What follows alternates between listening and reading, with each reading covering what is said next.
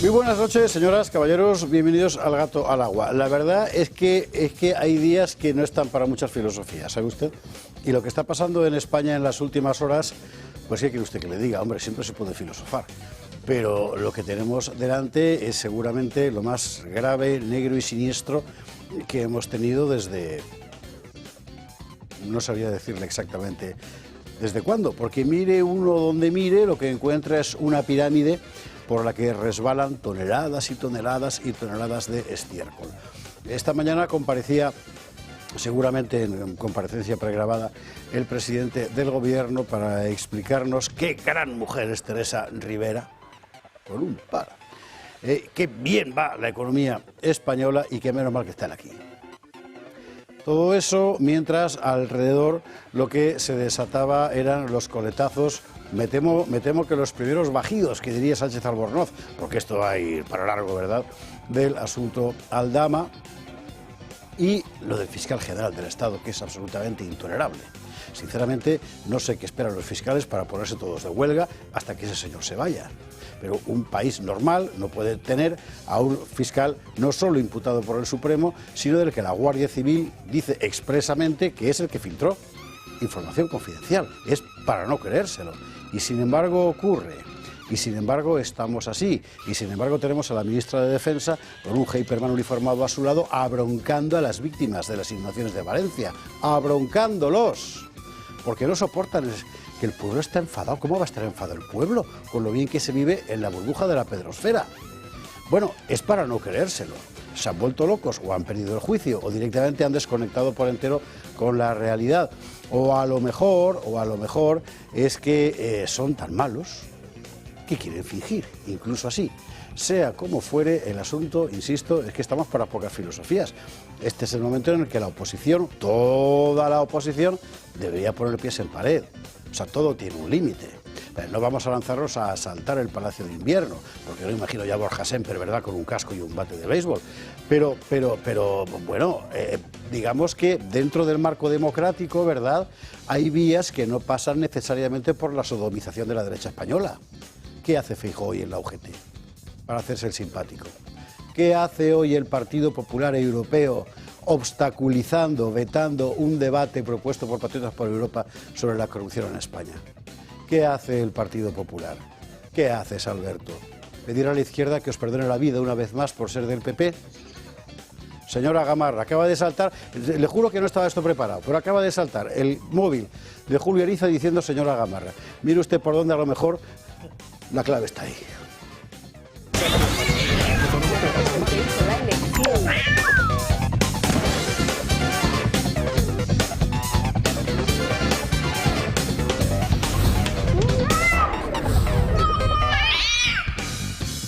21:48, 20:40. De verdad que lo de la señora Gamarra no estaba preparado. Que son estas cosas que pasan en esta casa, pues porque somos así. Bueno, como está el asunto, 21:48, 20:48 en Canarias, nosotros muchas cosas que contar. Titulares. Bueno, la Guardia Civil termina de machacar al fiscal general del Estado. La UCO señala expresamente que el chivatazo sobre el novio de Ayuso salió del despacho del fiscal general. Y esto ya debería significar simplemente que el fiscal se vaya o que le echen o que los fiscales, si aún guardan algo de vergüenza debajo de las togas, digan hasta aquí hemos llegado. Porque es verdad que los fiscales, tienen una obediencia jerárquica, es la única parte, por cierto, del aparato jurídico del Estado que lo tiene, ¿verdad?, respecto al gobierno, pero todo tiene su límite. Todo tiene su límite. Estaba a punto de poner un ejemplo. ¿Acaso la Guardia Civil soportaría estar mandada por un hombre que se dedica a investigar los mensajes de desafección hacia el gobierno de los ciudadanos? Bueno, esto es un poco lo mismo.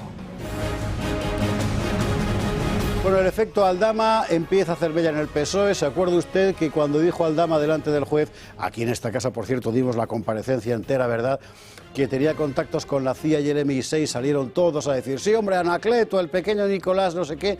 Bueno, nada menos que la UC2, la unidad de la Guardia Civil, la unidad especialísima de la Guardia Civil encargada de la lucha antiterrorista, antiyihadista, etcétera, condecoró al señor Aldama en agradecimiento por sus servicios.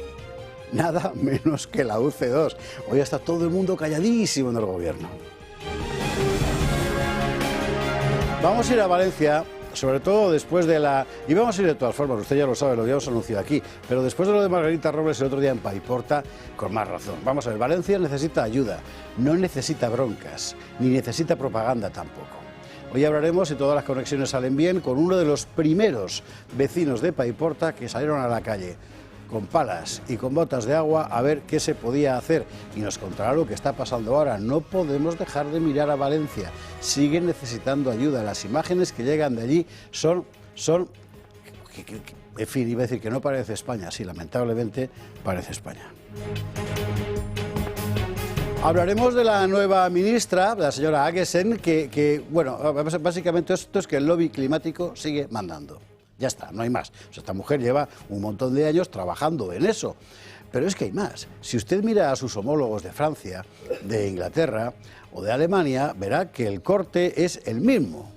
O sea, todos son agentes del lobby climático. Lo cual quiere decir que el aspecto industrial de nuestros países no se decide en función de los intereses de nuestros respectivos países, sino en función de los intereses de alguien que desde fuera nos dice por aquí hay que ir. ¿Y por qué? Bueno, lo contaremos.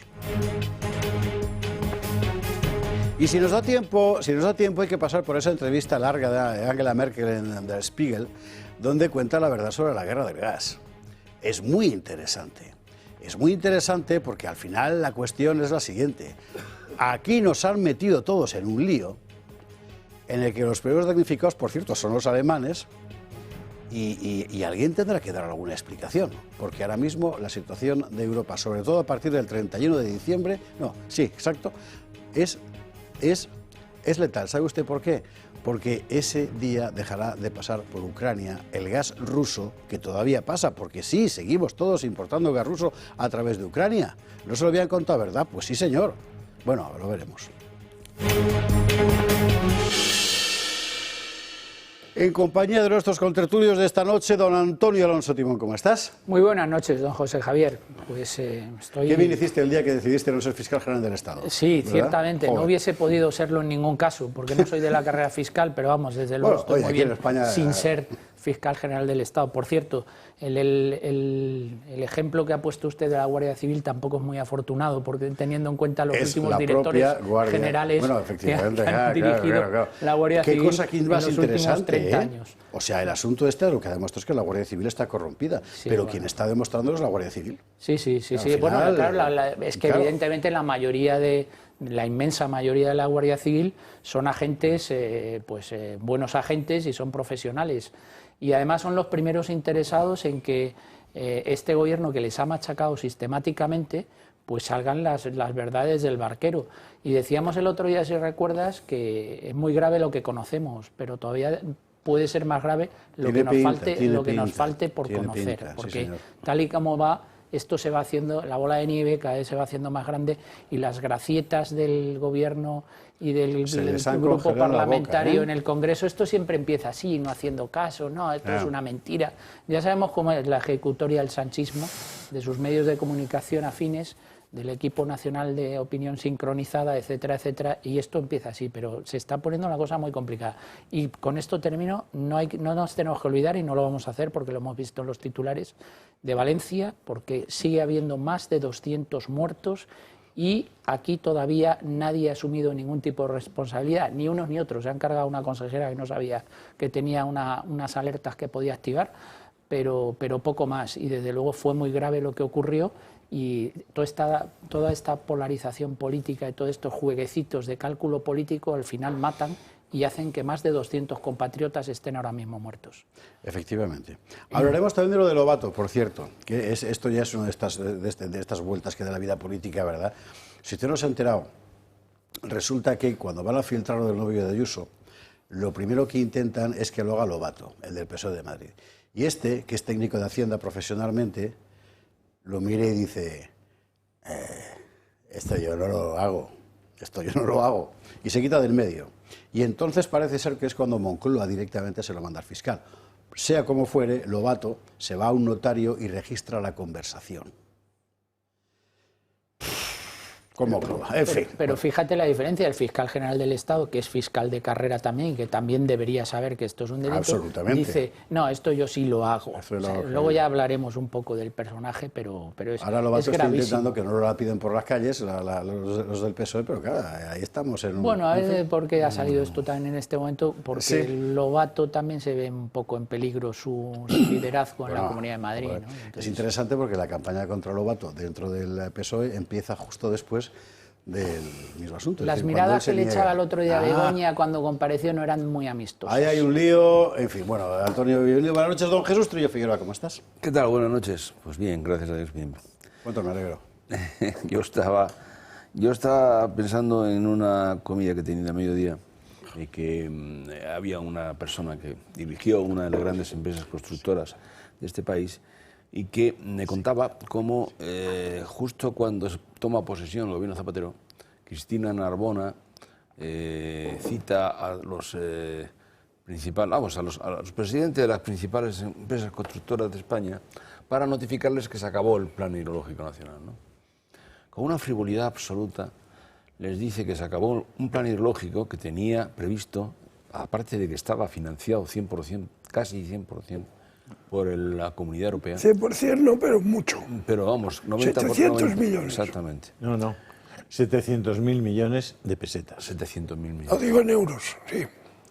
Y que preveía, entre otras cosas, aparte de los traspases necesarios, preveía, entre otras cosas, encauzamiento de toda esa barrancada que cae principalmente en el Barranco del Pollo, con una nueva presa, con unas subpresas, porque no es solamente suficiente con una presa, sino con unas subpresas, etcétera, para encauzar finalmente por el Turia, es decir, obras en el Júcar y en el Turia importantes que hubieran probablemente evitado los 200 muertos de los que hablaba Antonio, ¿no?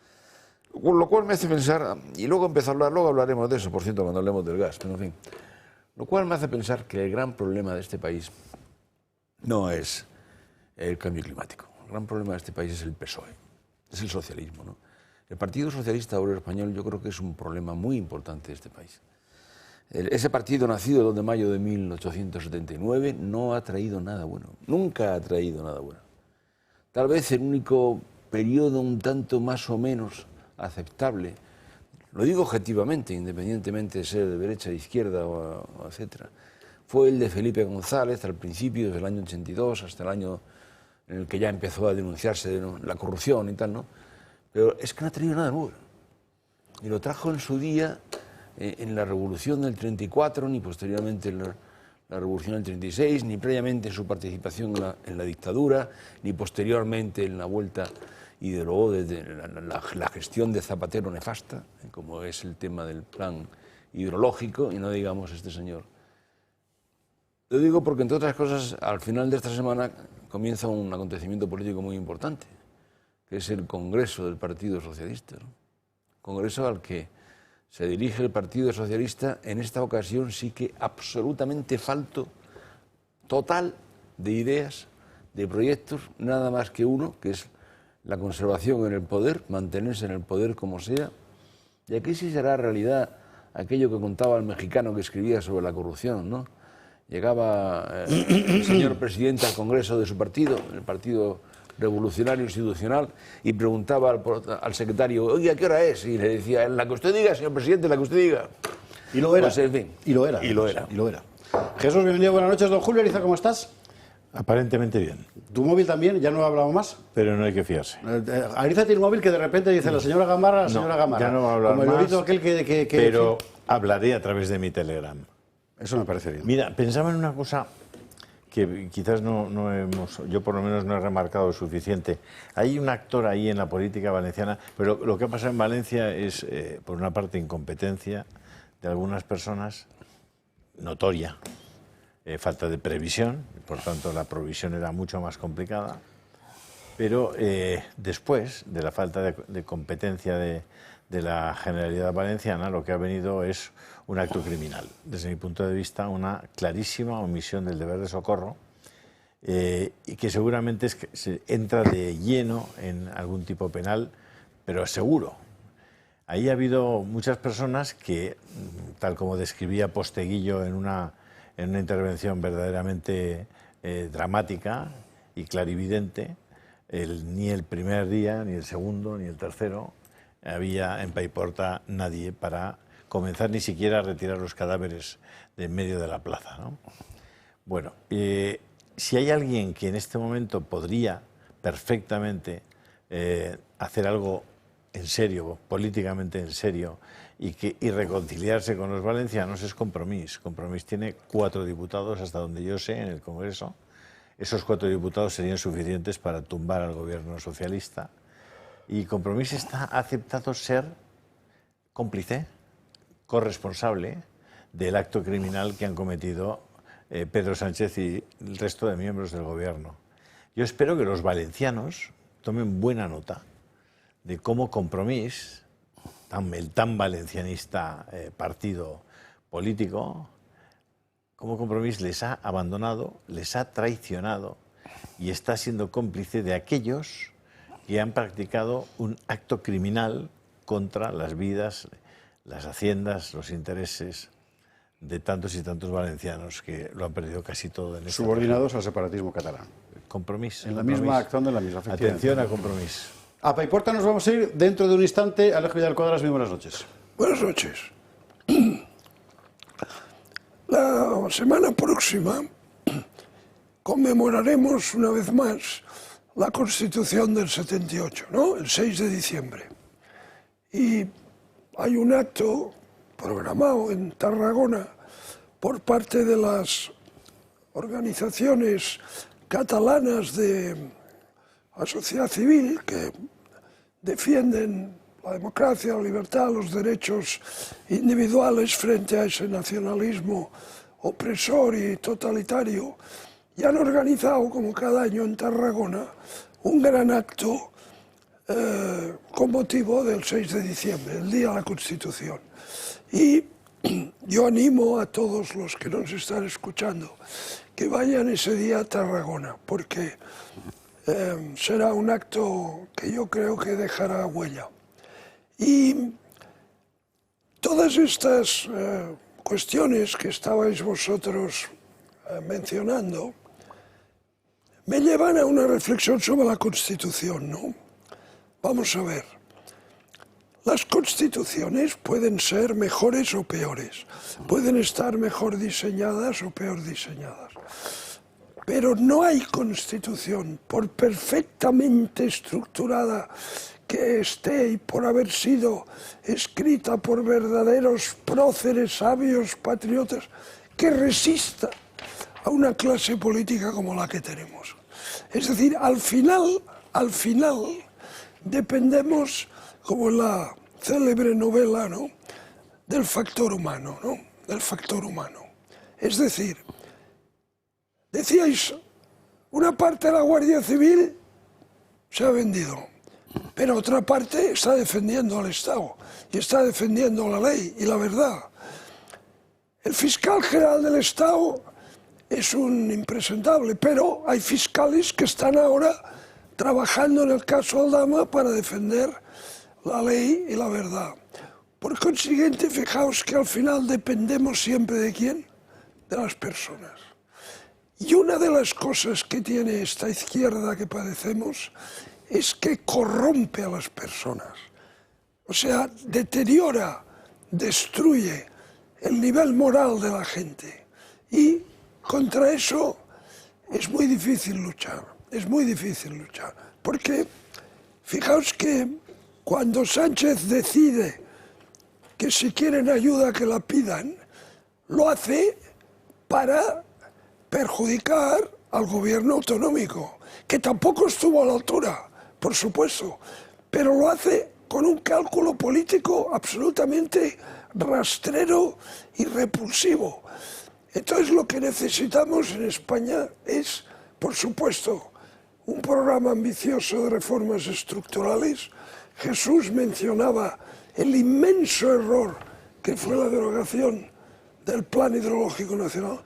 Necesitamos un programa de reformas ambicioso, pero necesitamos sobre todo un sistema que haga que a los puestos de responsabilidad de gobierno y de legislación lleguen los mejores y no como ahora, que llegan los peores. Eso es lo que necesitamos. De momento, donde han estado los mejores, y lo hemos visto absolutamente todos, ha sido con cepillos quitando barro, que es lo que se ha visto en Valencia estas semanas. Este fin de semana había una más que demuestra hasta qué punto hay un gigantesco abismo que separa al gobierno y en líneas generales a toda la élite, porque aquí entran también los medios de la izquierda y demás, bueno, y a la gente del común, que ha sido el paso infausto de la señora Robles, la ministra de Defensa, por Paiporta. Vamos a recordarlo. Los militares que están trabajando, si te digo que quien tiene que dar las instrucciones, que no somos nosotros, han dicho que los garajes privados subsidiariamente. Yo no tengo la culpa. No tengo la culpa. ¿Y eso qué lo ha dicho?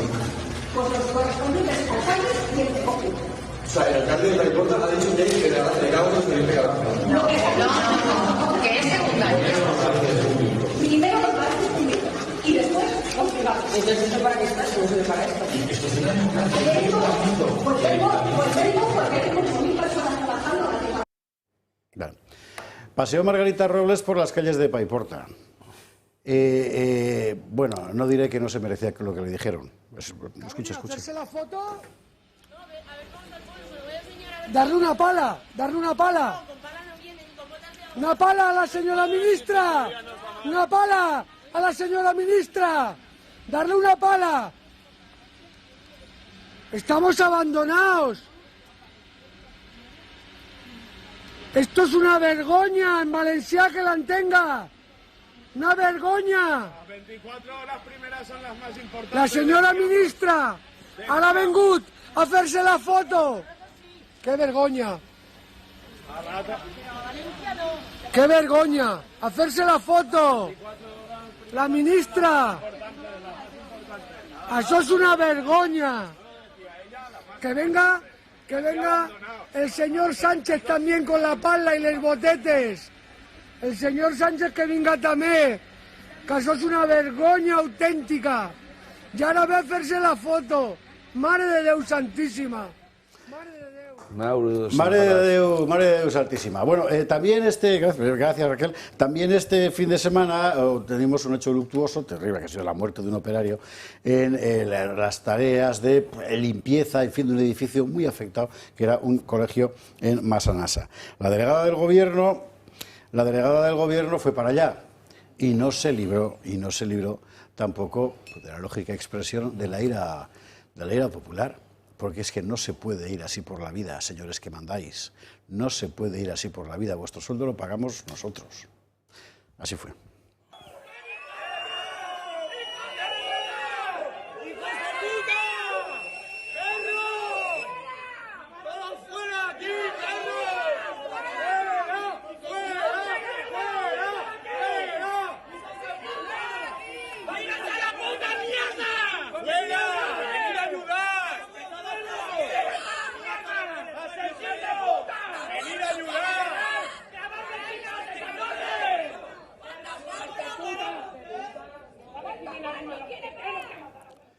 Parece mentira, pero todavía está así esa zona de Valencia. Es increíble, pero todavía está así. Y la gente que empezó desde primera hora a trabajar para aliviarlo, pues se siente lógicamente abandonada, claro. Incluso después de ver cómo hay medios que los criminalizan. En fin, bueno, nosotros tuvimos el otro día el privilegio de hablar, porque es su privilegio, ¿eh? Él va a decir que no, pero yo le aseguro que lo es, con una de las personas, de los primeros vecinos de Paiporta que salieron a la calle con una pala y lo que fuera a tratar de aliviar aquello. Y lo tenemos ahí con nosotros. José Luis Costa, muy buenas noches. Buenas noches, José Javier. Bueno, ¿cómo estáis? ¿Cómo está la cosa ahora mismo? Pues ha mejorado bastante con relación a lo que teníamos hace 15 días cuando hablamos, pero bueno, aquí sigue habiendo muchísimo trabajo por hacer, pero muchísimo trabajo por hacer. Lo que hemos visto desde el principio es que da la impresión de que nadie organiza, y si alguien organiza, lo está haciendo bastante mal, porque hay un montón de lugares donde no aparece nunca nadie. Y sigue habiendo... No, la organización habría por su ausencia desde el primer momento. O sea, aquí no hay nadie que coordine, nadie que dirija. Aquí todo el mundo vamos como pollo sin cabeza. Lo poco que podemos organizar los mismos vecinos de Paiporta, pues es lo que se organiza, pero por lo demás no. Vamos, esto sigue igual. La descoordinación y desorganización sigue siendo absoluta y total. No hay nadie que tome el mando, no hay nadie que dirija, no hay nadie que coordine esto. Esto no ha mejorado. Desgraciadamente no ha mejorado. ¿Por qué se metió la ministra en el garaje el otro día? Pues porque unos jóvenes le quisieron enseñar in situ cuál es la situación actual de Paiporta, porque las calles ya se ven sin los muebles, sin las montañas de barro y sin los vehículos amontonados, aunque sigue habiendo barro seco en las calles, que sigue cada vez que pasa un vehículo se levanta un montón de polvo porque el barro sigue estando allí. Pero el fango, el olor a fango, el olor de fango podrido, no se percibe tanto en la calle como dentro de los sótanos, en los garajes. Garajes quedarán en Paiporta alrededor de unos 600 garajes aún por limpiar de luego. O sea, esto es una locura. No sé exactamente hasta qué punto esto puede afectar a lo que son las estructuras de los edificios, pero me imagino que bueno, no tiene que ser. Entonces estos jóvenes, para que la ministra se percatase de cuál era la situación real que no se veía, se la bajaron a un garaje y le enseñaron cómo estaba allí el tema. Ya, y entonces ella dijo que la culpa no era suya, que era de ellos. En fin, bueno, hoy, ¿qué hace falta ahora? O sea, ¿qué os hace falta ahora? Brazos, desde luego, pero ¿por dónde tendrían que empezar? O sea, imagínate, José Luis, que tienes delante al general Gampampols y le dices, mi general, me hace falta esto. Nos hacen falta brazos, o sea, nos hacen falta militares, nos hacen falta medios, es decir, y nos hacen la cama. Nos hacen falta medios, lo que son máquinas para sacar el fango de los sótanos, máquinas pequeñas, las palas estas pequeñitas, las mini retros que se llaman. Nos hacen falta contenedores en la calle o camiones para poder ese fango que sale de los sótanos. Claro, esa es la porquería, claro. Nos hace falta terminar de limpiar el alcantarillado, aunque parece increíble, casi 28 días después, aún queda el 30% del alcantarillado de Paiporta que no funciona. Nos hace falta baldear las calles, quitar el barro seco que hay en todas las calles y, por supuestísimo, seguimos necesitando la ayuda económica. O sea, la ayuda económica es fundamental. Te voy a contar una cosa para que veas cuando se quieren hacer las cosas, cómo se pueden hacer y se hacen. Una fundación de Juan Roche, el propietario de Mercadona, está repartiendo a todos los comercios, a todos los negocios, pequeños negocios yo sé de Paiporta, del resto de los pueblos me imagino que será igual. Está repartiendo una subvención a fondo perdido de 8.000 euros. Hay mucha gente que la ha solicitado que ya la ha cobrado y mucha gente que la tiene solicitada y aprobada que a lo mejor en la semana que viene ya la ha cobrado. Eso es ayudar, sin poner trabas, sin poner problemas, sin poner impedimentos. Hacienda sabe de nosotros más que nosotros mismos. Sí. Hacienda sabe quién es cada uno y a quién se le puede ayudar y en qué condiciones está para poderle ayudar. Si quieren, eso se soluciona. Pero hay que querer. No hay que poner trabas, no hay que poner trabas burocráticas, no hay que escudarse en los consorcios de compensación de seguros. Tú quieres ayudar, es muy fácil. Juan Ross lo ha hecho. José Luis, te pregunta Julio Ariza. Buenas noches, José Luis. ¿Coincide usted conmigo que pudo haber incompetencia en una primera parte de todo este asunto, pero que después ha habido una actuación criminal por parte del gobierno de España? Esto, vamos a ver, esto es un despropósito desde el primer momento. Desde el primer momento, Adif dio orden a todos los trenes de cercanías y de larga distancia a las 5 de la tarde que parasen donde se encontrasen. Si Adif sabía que los trenes tenían que parar es porque suponía y sabía que había un peligro inminente. Las alarmas entraron en los móviles de nuestra población 1 hora y media después de que la población estaba sumergida bajo 2 metros de agua. Eso es el primer paso. Está claro que ahora en este momento la riada era inevitable.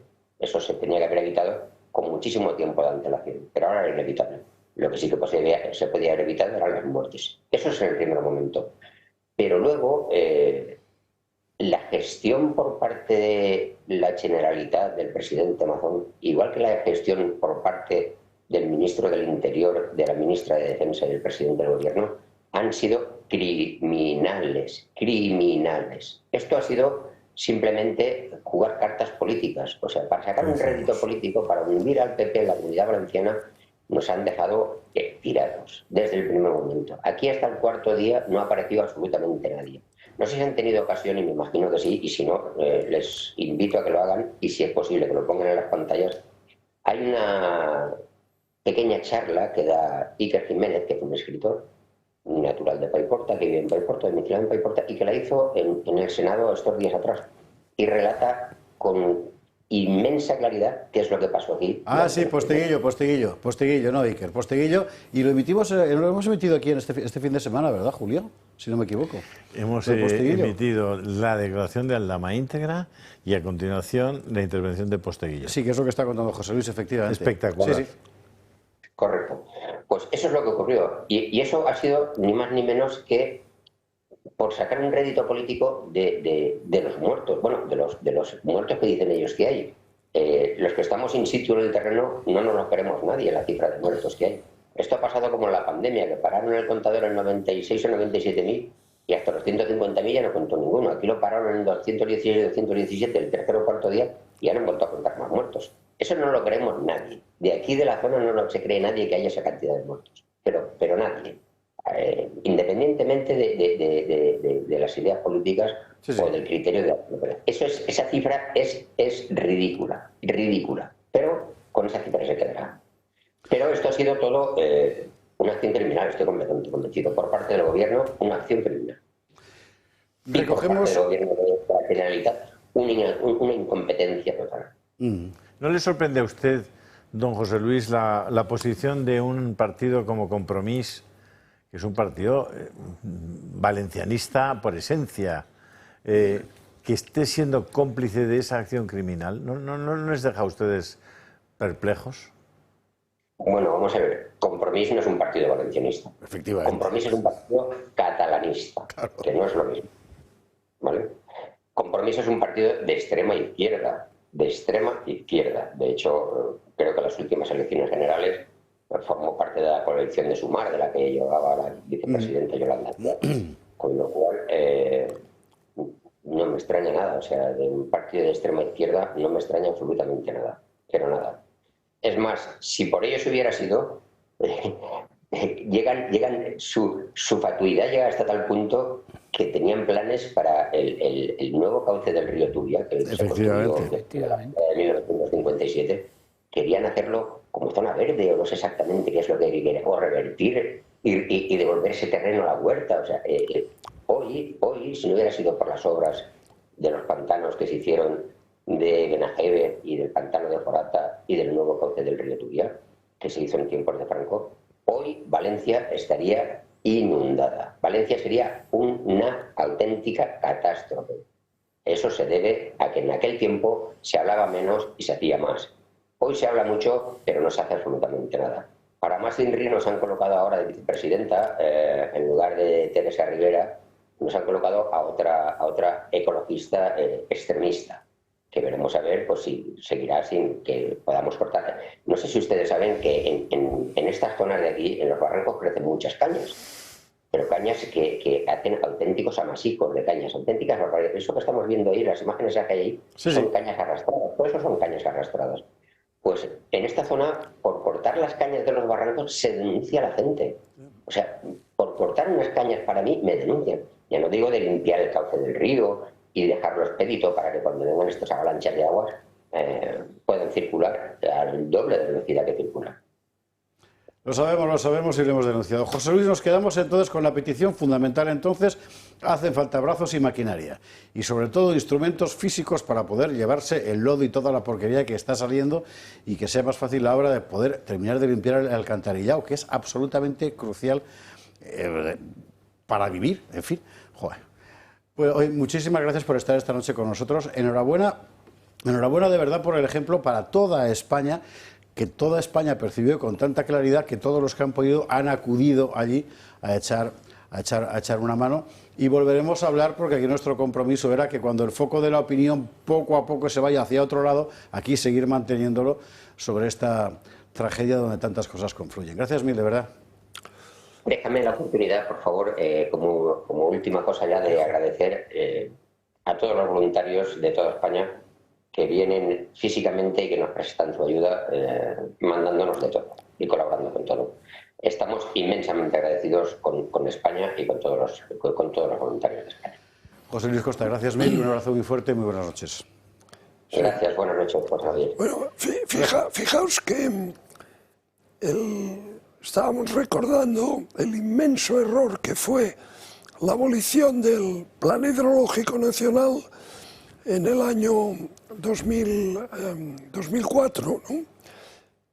Vamos a ver, ¿por qué? ¿Por qué deroga el Plan Hidrológico Nacional Zapatero? Esa es una consecuencia directa del Estado de las Autonomías. ¿Por qué Cataluña se niega a trasvase del Ebro? Y por razones de pura politiquilla particularista, se deroga un plan hidrológico que beneficiaba a toda la nación. ¿Qué nos ha pasado? Que hemos perdido a la nación. O sea, en el camino que hemos recorrido desde el 78 hasta hoy, hemos ido dejando jirones de la nación por el camino. Porque vamos a ver, una nación con sentido de tal, a cuyo frente hay un gobierno con sentido nacional, dice, esta es una obra de interés nacional y se lleva adelante. Y te pongas como te pongas, al de Cataluña o al que sea. Pero hemos perdido a la nación.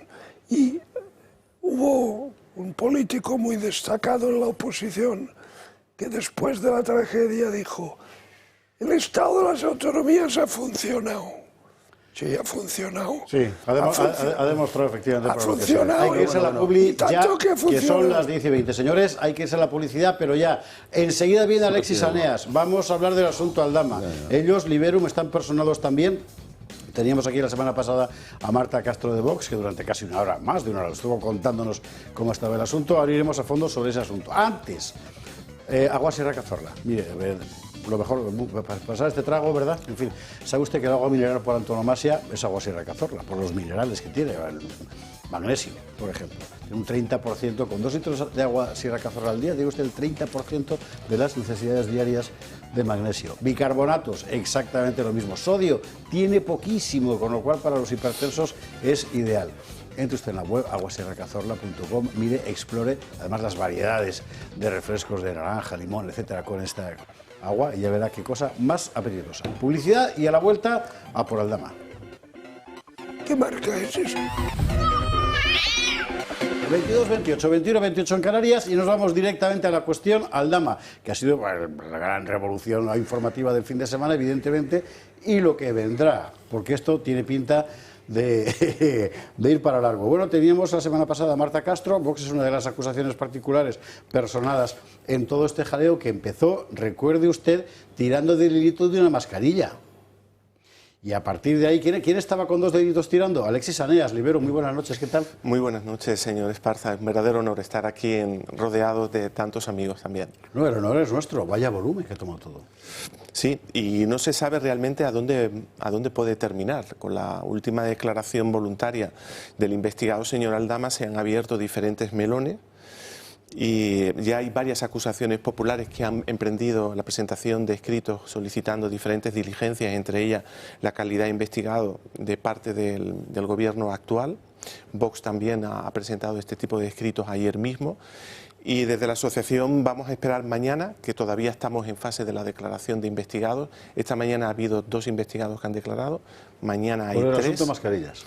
Están en relación a los socios del señor Aldama y su vinculación con empresas con su domicilio social en Portugal y también con la adquisición rápida de una licencia de broker farmacéutico y también la venta de PCR a las comunidades autónomas de Canarias y Baleares.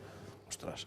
Claro, es que la verdad es que, ¿perdón? Que hay un cóctel ahí molotov. Claro, que es francamente complicado orientarse, así que bueno, ¿en qué no sé cómo llamarlo, causas estáis personados concretamente en Liberum? Respecto de este asunto estamos tanto en Badajoz en relación con el hermano del presidente del gobierno y en el caso Koldo prácticamente desde el inicio, desde el mes de marzo, junto con Vox estamos en la causa. Durante todo este tiempo en el procedimiento del denominado caso Koldo batallamos muchísimo que la Fiscalía Europea no se quedara con el caso completo. Estuvimos a la nada de que así fuera, y temíamos que si eso se producía iba a dormir el sueño de los justos y el procedimiento iba a terminar, y conseguimos que eso no fuera así, y además que se solicitara la parte balear y la parte de Canarias que se había cedido anteriormente que vuelva para acá. Vox y nosotros estuvimos también batallando la personación del CEO de Globalia, que en primera instancia se negó, la Sala de la Audiencia Nacional la admitió, y ahora ambos hemos presentado un recurso de apelación ante la Sala de la Audiencia Nacional solicitando la deducción de testimonio, probablemente por falso testimonio del señor Hidalgo en esa declaración que hizo en septiembre, donde negó, entre otras cosas, haber hablado alguna vez con Koldo, cuando precisamente semanas más tarde la UCO emite su informe y aparecen las grabaciones, las conversaciones, etcétera, ¿no? Y me gustaría comentar una cosa interesante del procedimiento que nos ha llamado la atención. Durante todas las diligencias que se han practicado, su señoría ha intentado siempre acotar el objeto del procedimiento a la adquisición de esos contratos de mascarillas que terminan en el Ministerio. Había como una especie de cortafuegos para no tratar el tema de Europa y su rescate.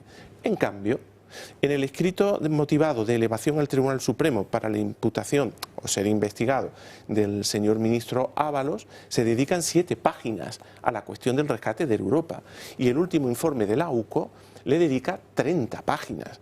Nosotros entendemos que el tema del rescate, las circunstancias en las que se realizó, debería también de ser investigado, ¿no? Sí, un inciso. Mentir cuando compareces como testigo es un delito.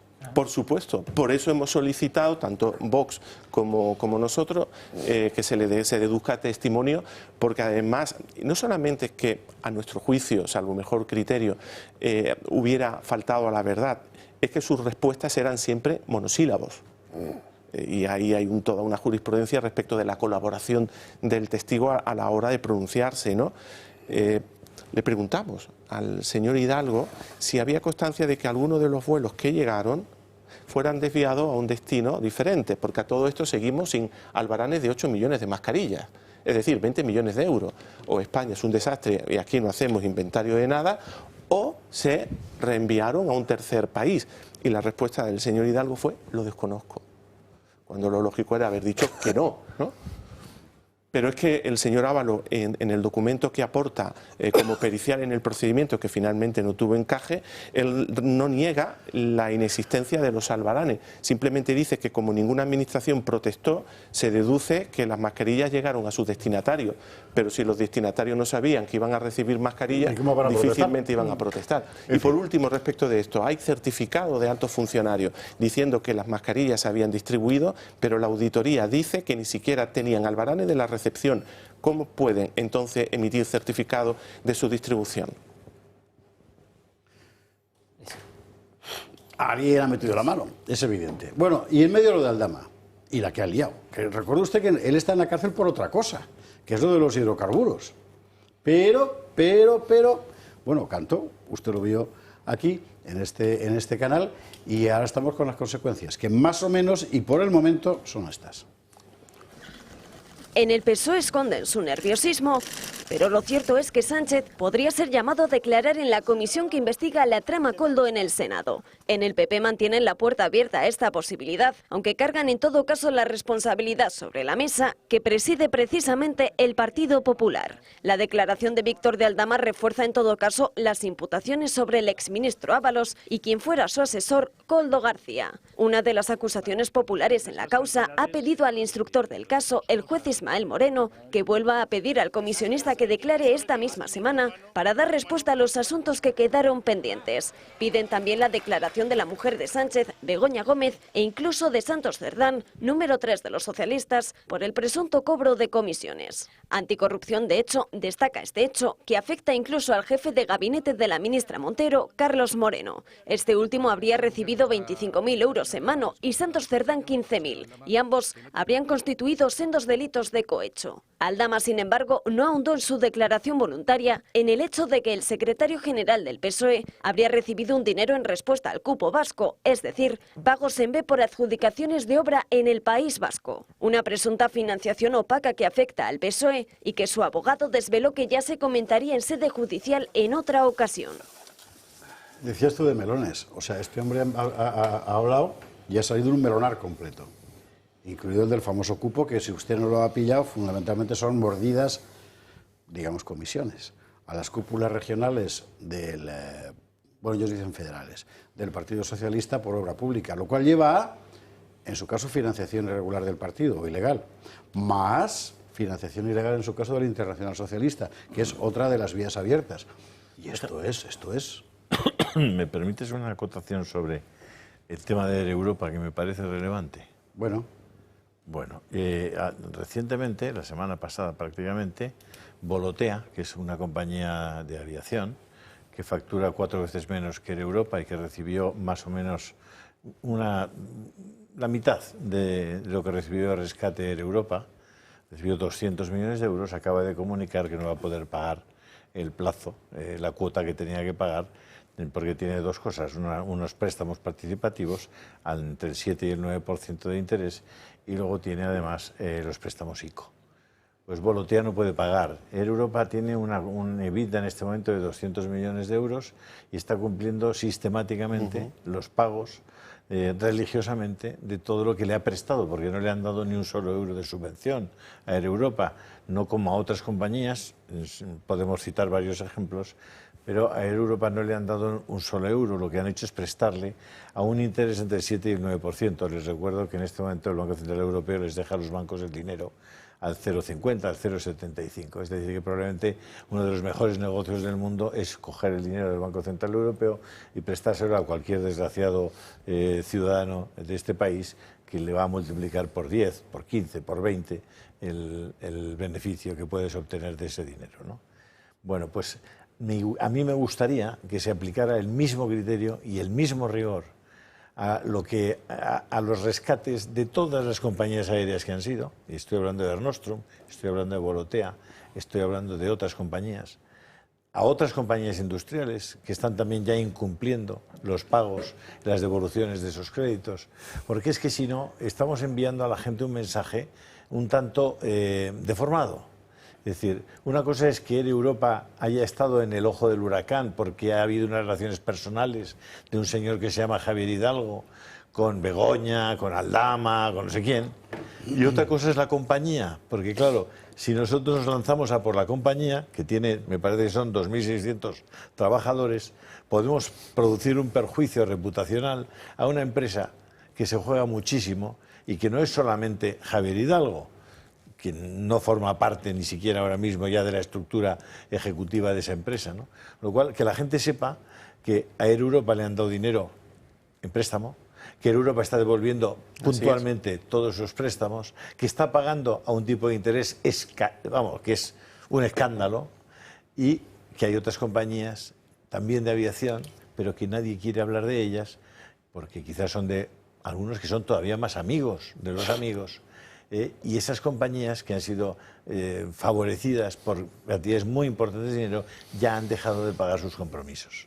La gente eso lo tiene que saber. En el procedimiento, don Julio, aparece en los informes de la UCO todo un apartado dedicado exclusivamente a Air Europa, como he comentado, más de 30 páginas, por la figura de Aldama, que aparece ahí como intermediario para que, según estos informes de la UCO, mediante Coldo y mediante Ábalos, se pudiera acelerar el procedimiento de estas ayudas, que primero iba a ser por medio de una administración. No se sabe realmente por qué finalmente fue el SEPI la vía de financiación, pero el motivo por el que está ahí Europa en ese apartado es porque intervinieron de esta forma, a base de conversaciones, llamadas telefónicas, valiéndose ¿Lo de llamaría terceros, usted un lobby a eso? No le digo porque es que hay algún lobby en este país que está interviniendo para hacer, no esta operación, muchas operaciones, y que consiste en que en esa compañía de lobby están políticos del PSOE y del PP haciendo presión ante el gobierno o ante la Comisión Europea para que les concedan. No es nuestra causa Europa, no es eso. Simplemente matizo que si aparecen en el informe es porque aparece como protagonista el señor Aldama y se utiliza este método para conseguir la financiación. Sí es verdad que en el tema de las mascarillas, los contratos de las mascarillas formaba parte de ese triángulo, Grupo Cueto, señor Aldama y también Globalia y Europa, y que el señor Aldama recibía dinero tanto de Cueto como de Globalia, y por eso aparece también el Europa en el procedimiento, ¿no? Sobre Aldama se abrieron varios melones. Por un lado, las comisiones que él dice que entrega, o las cantidades o las mordidas que él dice que entrega el señor Cerdán, también a un representante de la agencia tributaria, ¿no? Es verdad que él no aporta en esa comparecencia ningún documento, pero ignoramos si a lo mejor se hizo previamente, si a lo mejor con la Fiscalía llegó a algún tipo de acuerdo para presentar alguna documental o si la va a presentar en el futuro, ¿vale? Pero él explica el porqué de esas comisiones y parece coherente la explicación que él da. Nos parece también muy grave que él diga que el señor Torres también le solicitó 50.000 euros por parte de un tercero. Tampoco ha aportado ninguna prueba, quizá la tenga en la recámara o quizá la haya aportado y nosotros lo desconozcamos. El tema de él sí parece para mí gravísimo, ¿no? Que se supiese desde hace un mes la planificación de esa reunión con la vicepresidenta de Venezuela y que se mintiera a la ciudadanía al respecto, ¿no?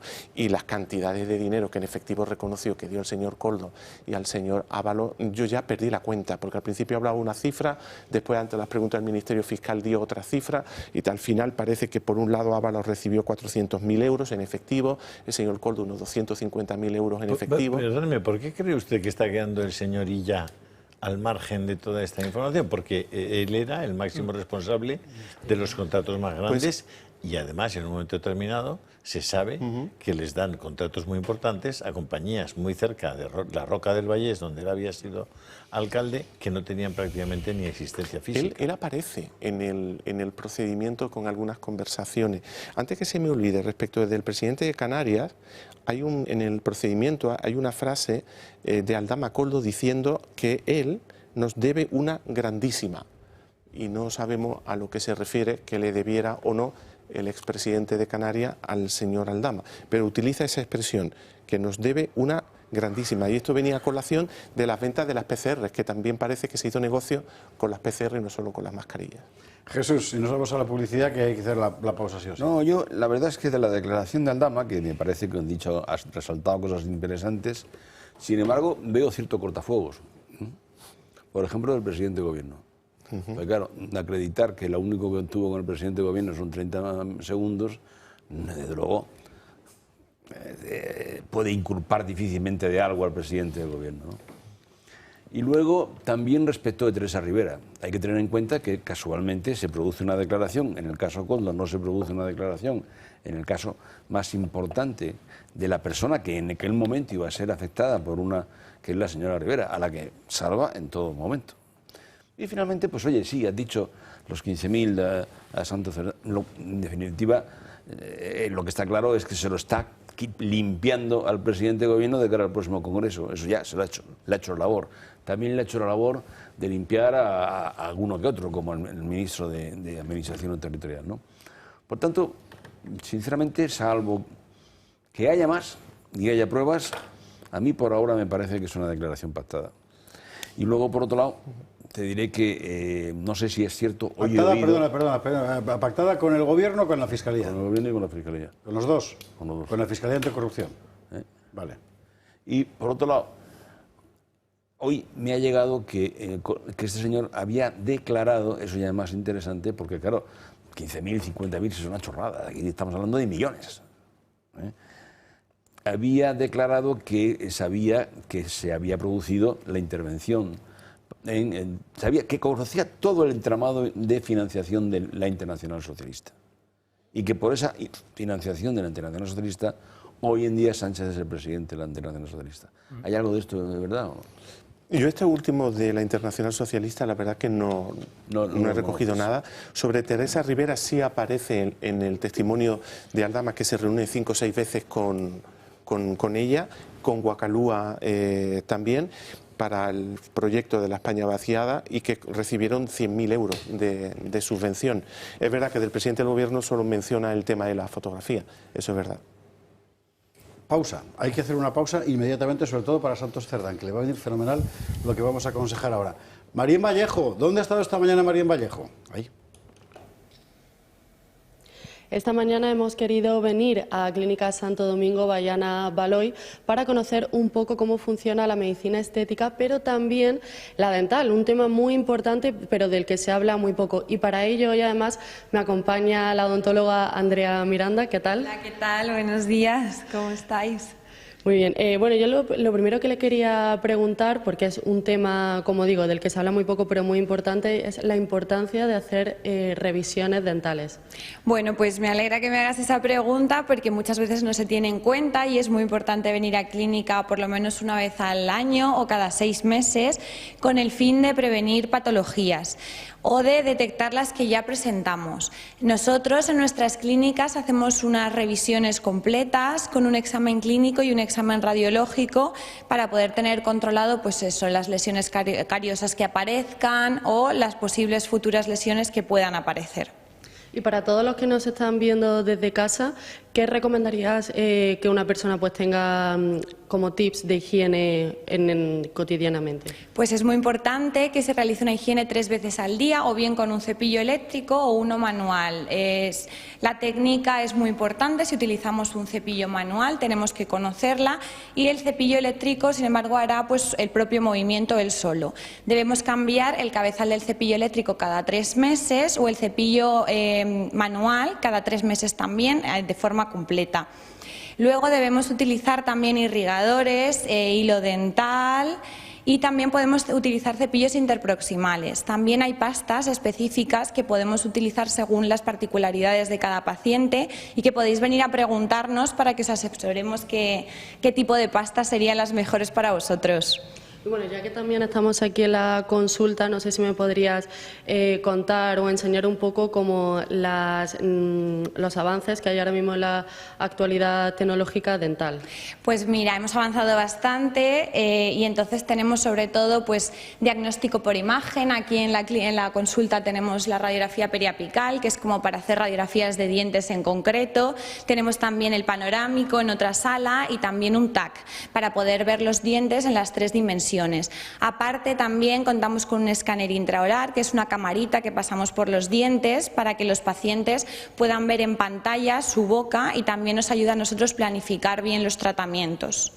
Se habla también mucho del tratamiento endodóntico. ¿Por qué es tan importante o por qué se tiene que realizar? Pues es uno de los avances en odontología, porque con ese tratamiento conseguimos salvar piezas que antes hubiésemos extraído. Entonces, ese tratamiento consiste en remover el tejido pulpar dentro de los conductos de los dientes, que viene siendo el nervio, se desinfecta, se remueve y se vuelve a rellenar con un material obturador. Posteriormente reconstruimos el diente y por lo tanto alargamos la vida de ese diente, pues por ejemplo que presentaba una caries muy grande o un paciente con un dolor. ¿Y el blanqueamiento dental, en qué tipo de casos se recomienda que se realice? Pues es un tratamiento muy demandado en clínica, es un tratamiento estético. Es importante saber que para poder realizarlo el paciente tiene que estar en un correcto estado de salud bucal, además que tiene que estar estable. Es muy importante que esté supervisado por un odontólogo, y hay 2 tipos de tratamiento. Podemos realizarlo aquí en clínica con esa lamparita que veis aquí en una única sesión, y también hay unas jeringas y unas férulas que podemos utilizar en casa siempre con nuestra supervisión y que blanquean también. Podemos combinar ambos. Muchas veces también me preguntan sobre la duración, pues depende mucho también de los hábitos de los pacientes en cuanto a la ingesta de colorantes, la higiene que mantengan y demás. Muchas gracias, Andrea, por atendernos esta mañana durante la consulta. Y bueno, pues al final, como vemos, es un tema muy importante del que también hay que informarse, y para ello pues está Clínica Santo Domingo Bayana Baloy. 22:56, aunque no lo parezca, 21:56 en Canarias. Seguimos con el asunto de Aldama y estamos tirando de hilos. Y ahí ha aparecido hilos de todo género. Hoy se comenta, creo que era Voz Populi quien lo contaba, que ya le están diciendo diputados socialistas que ese tren de vida que llevaba Santos Cerdán muy normal no era. Ya está empezando aquí la rumorología. Bueno, vamos a ver. En principio, Aldama, salvo que haya dado las pruebas a la Fiscalía o lo haya pactado con el Gobierno o con ambos, como dice Jesús Trillo, pruebas no ha aportado. Pero es verdad, por ejemplo, que el asunto de la España vaciada famosa con Begoña lo contó allí y hoy ha aparecido publicado que efectivamente así era y eran 100.000 euros, si no me equivoco, de programa. Eso han publicado, que se recibieron 100.000 euros de subvenciones y él ahí sí utiliza el nombre de la esposa del presidente, que participó, según comenta él, al menos en una de esas reuniones. Él dice que participa 5 o 6 veces con Teresa Rivera, aparece Guacalúa. A mí de ese tema, la única duda que tengo, que no me cuadra, probablemente porque estoy equivocado, es que hasta donde yo sé Guacalúa nace por una cuestión de APP, de aplicaciones de dispositivos móviles, sí, que después se une con la mujer del presidente del gobierno para ayudar en los países africanos sobre esta tecnología. Y entonces no sé exactamente muy bien qué tiene que ver esto con la España vaciada, pero probablemente habría alguna lógica.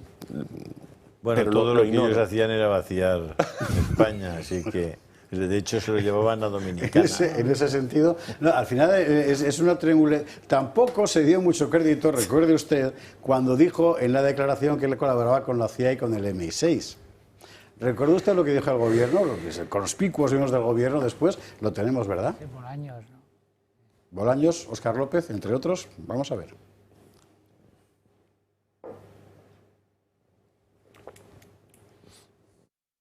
Este señor ha dicho ser colaborador del MI6 y de la CIA. Le ha faltado decir ser agente de la TIA.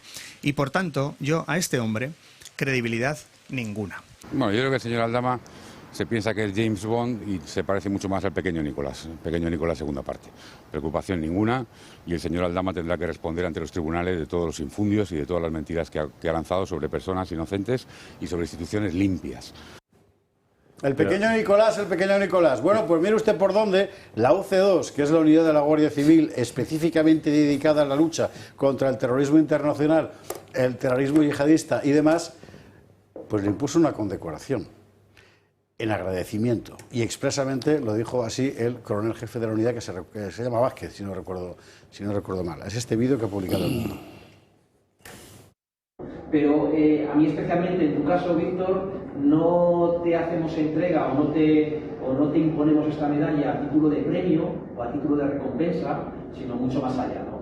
Y digo que no es una recompensa en este caso porque tú te sientes casi guardia civil, eres una persona que tiene profundos valores y profundos tributos a nuestra nación, a España, a los intereses de España, en el que haces todo lo que haces en atención a nosotros por altruismo, y eso no merece premio, no merece recompensa, merece un reconocimiento, que es lo que en este caso pretende ser esta medalla hacia ti. Un reconocimiento a tu persona, un reconocimiento a entender que nosotros, los guardias civiles, esta unidad UC2 que se dedica a la lucha contra el terrorismo internacional, a pesar de parecer con un nombre muy rimbombante y que puede entenderse que tiene todo aquello que necesita para trabajar, pero necesita de cosas y necesita de personas como tú. Hoy no ha habido ni un solo ministro que pudiera contestar a esto. De hecho, había que verlos huyendo por piernas en cuanto veían a la prensa, ¿verdad? Porque claro, ¿y ahora qué? El pequeño Nicolás, joven pequeño Nicolás, vamos. Ha dicho que es una persona de valores que actúa en razón de los intereses de España, que además por altruismo. Por altruismo, sí, sí. No, hombre, por favor. A mí no me extrañaría. Es decir, no, lo que pasa es que tú entras luego en el círculo del poder. O sea, me parece que es evidente con este vídeo que Aldama era un tipo que prestaba servicios, digamos, extrarregulares a una unidad concreta de la Guardia Civil que necesita esos servicios. Todo esto es raro. La verdad es que el personaje raro tampoco da. Yo he visto la declaración y no es un tipo en absoluto de primera categoría. Vamos, es un... En fin...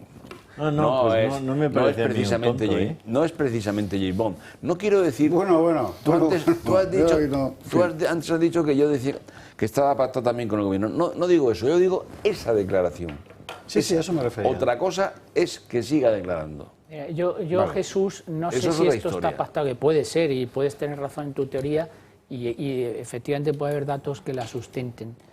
Pero lo que sí sé es lo siguiente: en ningún país democrático un gobierno que está tan acosado por la corrupción como está este actualmente podría sobrevivir. En ningún país. O sea, si tenemos investigada a la mujer del presidente del gobierno, al hermano del presidente del gobierno, al fiscal general del Estado, y ahora las declaraciones de Aldama sitúan en una posición complicada a todos aquellos señores que acompañaron al actual presidente del gobierno en su gira por España en el Peugeot 405. Y yo te digo que, y tú lo sabes perfectamente, Jesús, que simplemente con un Peugeot 405 recorriendo España no te haces presidente del gobierno, sino que otras cosas tendría que haber por ahí y otros apoyos menos explícitos o más oscuros que los que se produjeron en aquella época. A mí me parece que el señor Aldama, cuando hace las declaraciones el otro día, cuando está deponiendo ante el juez y ante el fiscal, lo hace bastante seguro. Está dando datos muy concretos, de personas muy concretas, de cantidades muy concretas. Y, hombre, algo creería el juez y la fiscalía cuando le ponen en libertad. Algo de credibilidad darían a la versión que allí expuso. No, a ver, tiene apariencia de veracidad porque él, como acusado, al hacer estas confesiones, se está autoacusando él de haber cometido un delito. Entonces, yo la tesis de Jesús de que es una componenda no la veo clara.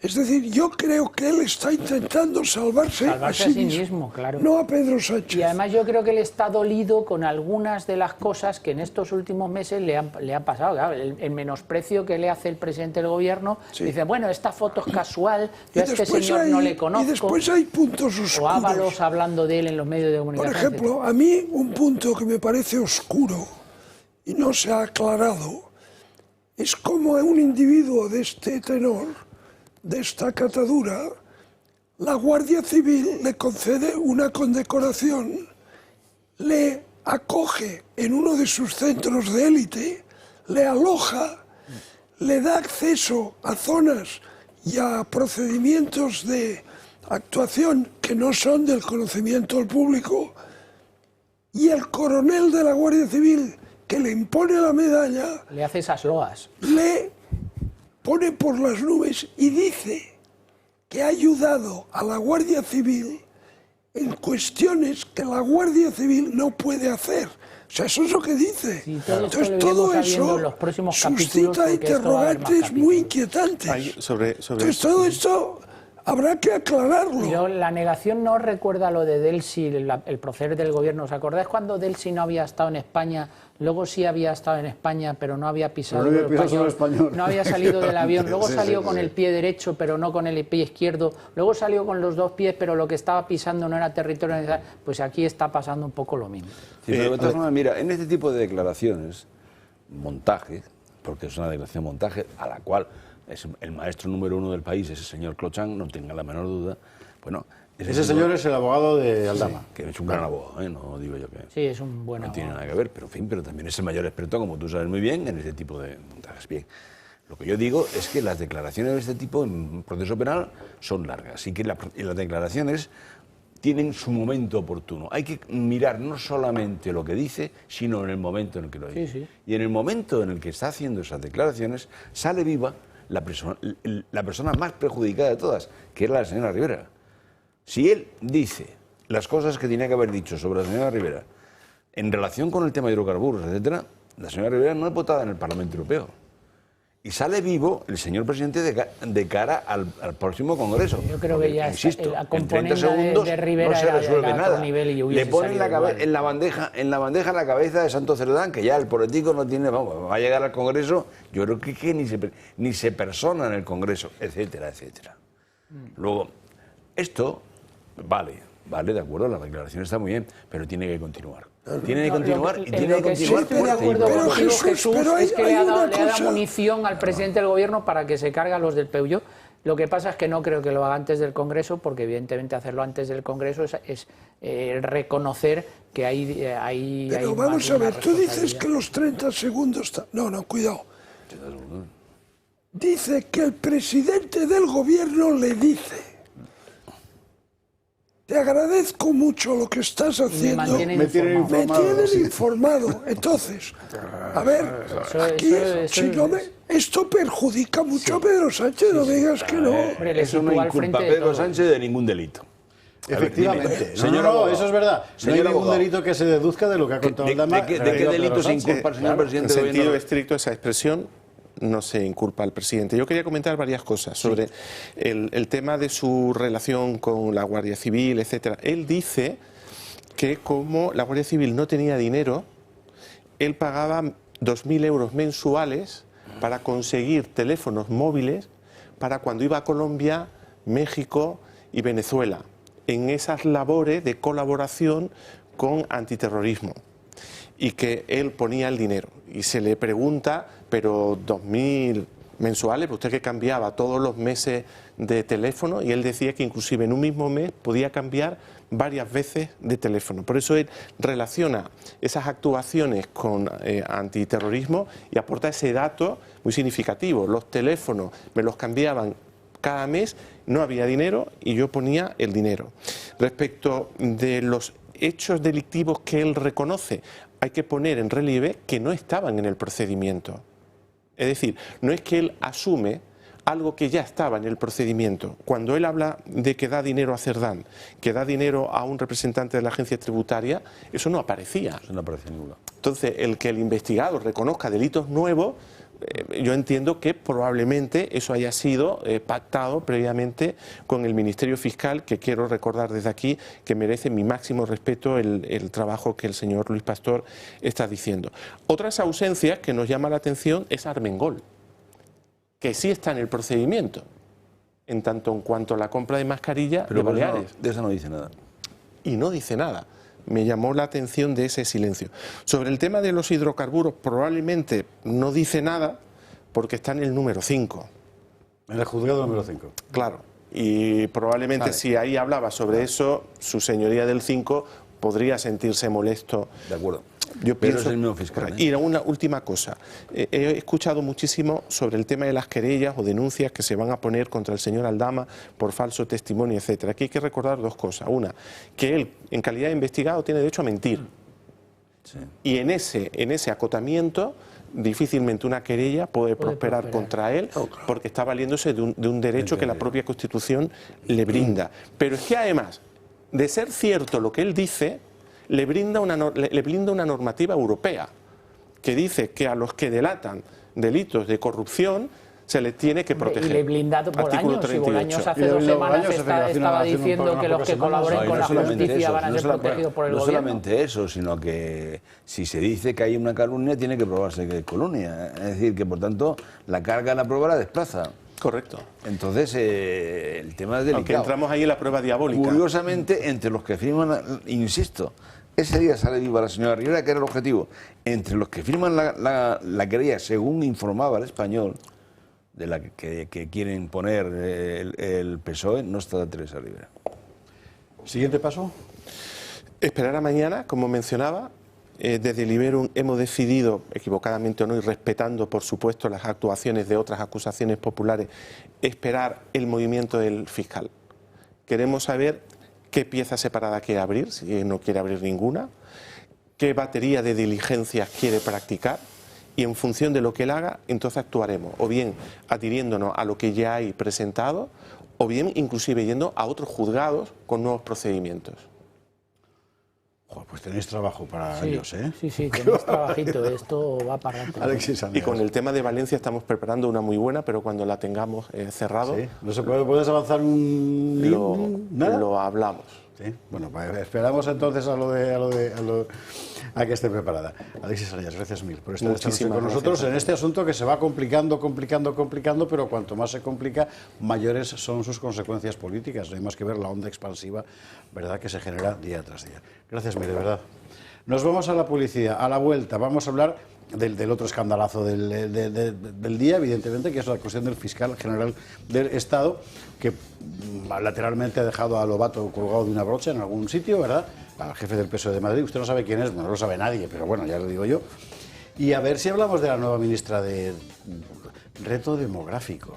¿Cómo lo habrán hecho para que España tenga la peor cifra de natalidad de la historia? Bueno, transición energética, todas esas cosas. Todo eso después de la pausa publicitaria. Que sepa usted que la Fiscalía ha desistido de recurrir la 10ª absolución de Paco Camps. Claro, es que, pues mire, claro. Lo habían ya recurrido al Tribunal Supremo, habían interpuesto un recurso de casación, pero hoy ha comunicado el fiscal que como en cualquier momento las partes pueden desistir de sus recursos, pues desiste. Es decir, que ya es firme la sentencia de absolución de Paco Camps de su 10º juicio, el hombre más perseguido probablemente del mundo desde su punto de vista judicial, y le enviamos a Paco un abrazo fortísimo. Ya era hora, ya está bien, y supongo que esta vez Mazón sí que irá a tu homenaje, porque claro, ¿quién llevará el luto por Mazón cuando Mazón y todo el Partido Popular de Valencia, querido Paco Camps, dejó morir a Rita Barberá?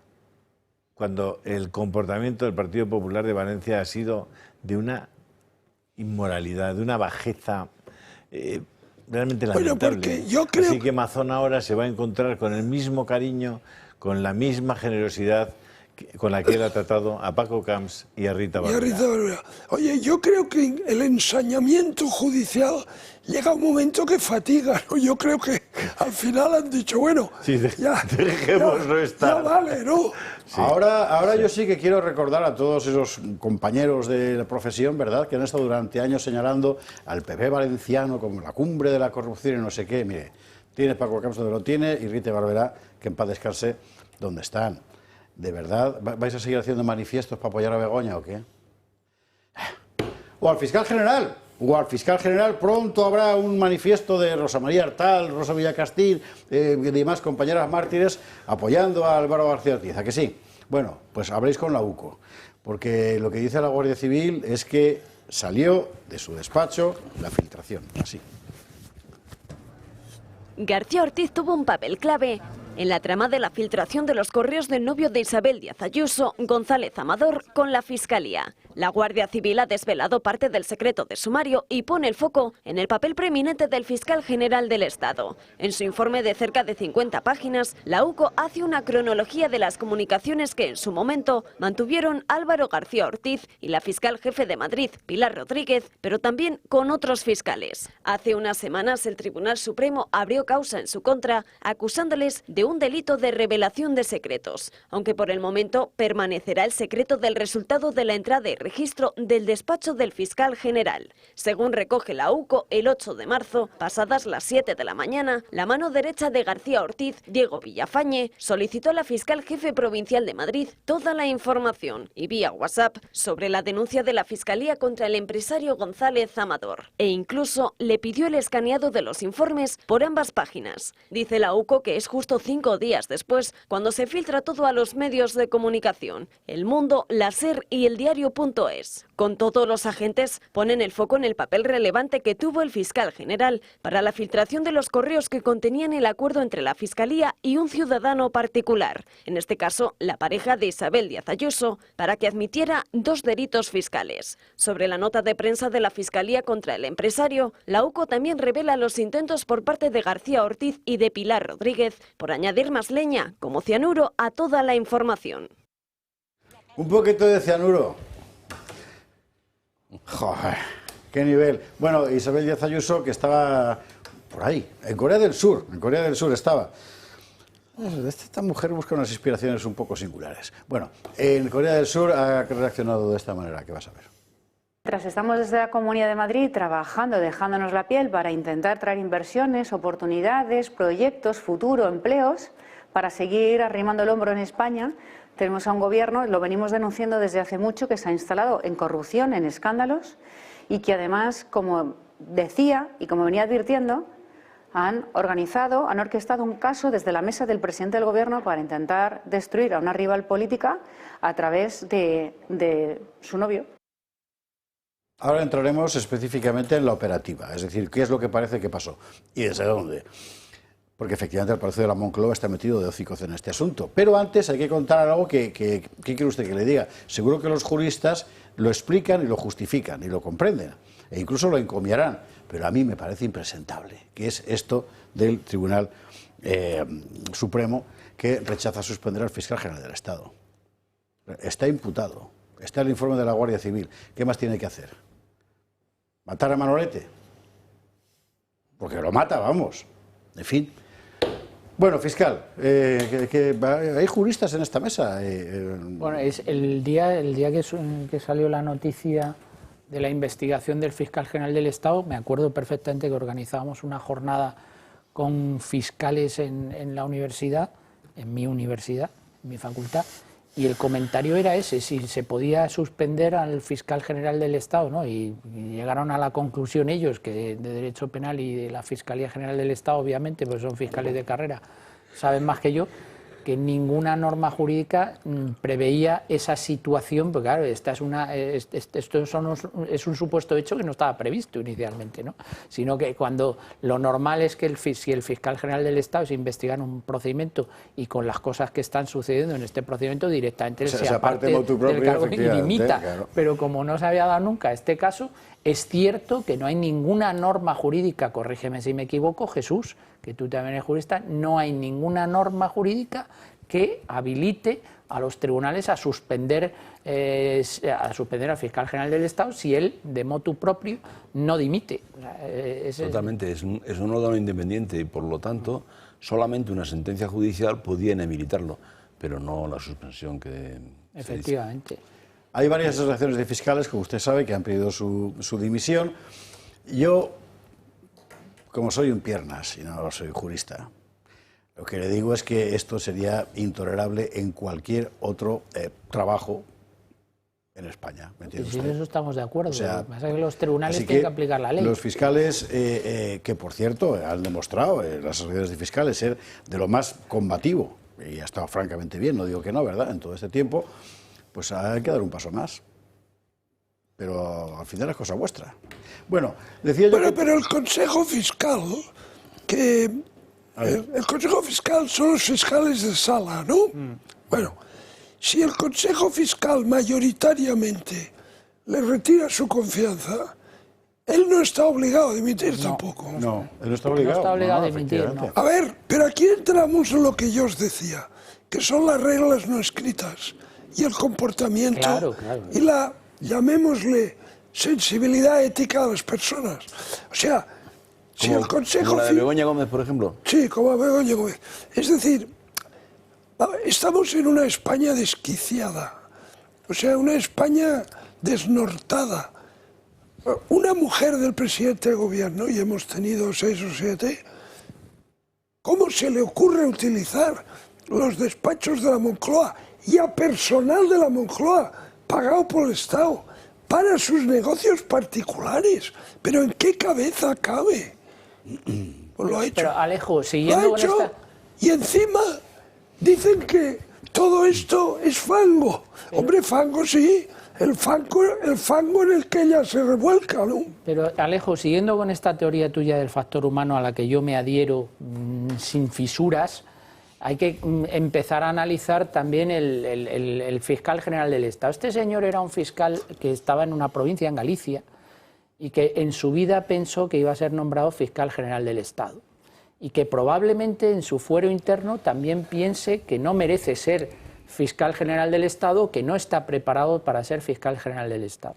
Su nombramiento quizá tampoco fuese una casualidad, sino que habían elegido a una persona que se sabía que podía ser moldeable a los deseos del poder.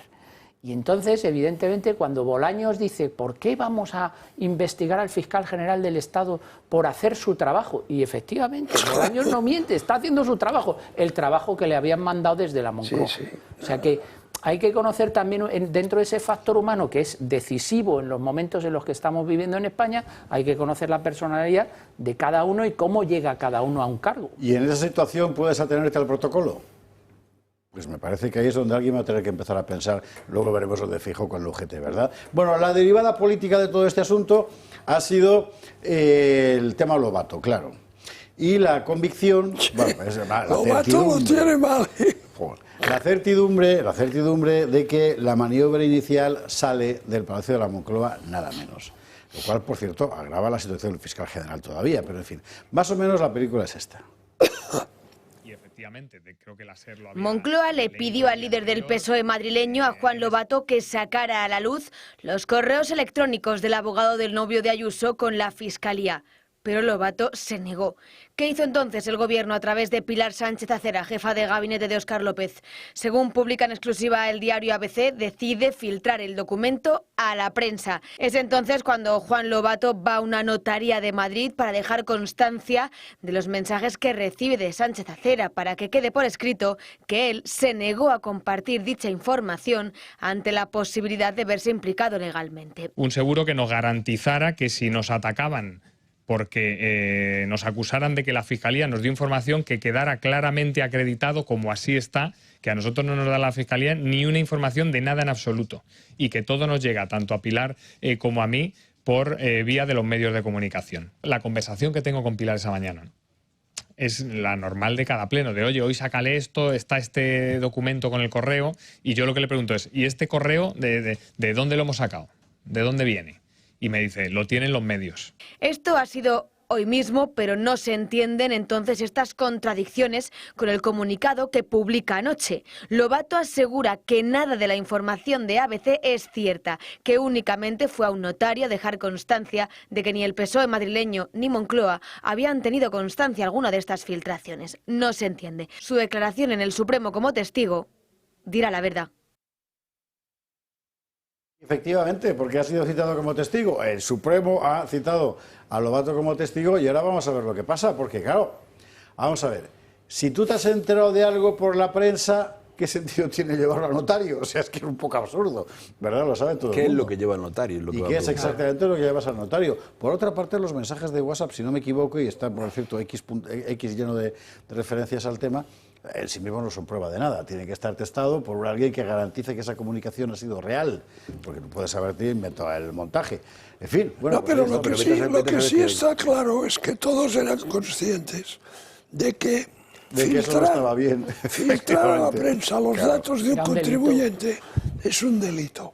Sea novio de Ayuso o sea novio de Isabel Pantoja. O sea, filtrar, por ejemplo, el historial médico de una persona a la prensa es un delito. Filtrar datos fiscales es un delito. Mi declaración de renta la conozco yo y Hacienda. En teoría nadie más. Si sale en un periódico, se ha cometido un delito. Entonces, ¿qué pasa aquí? Que todos se quieren sacudir al muerto.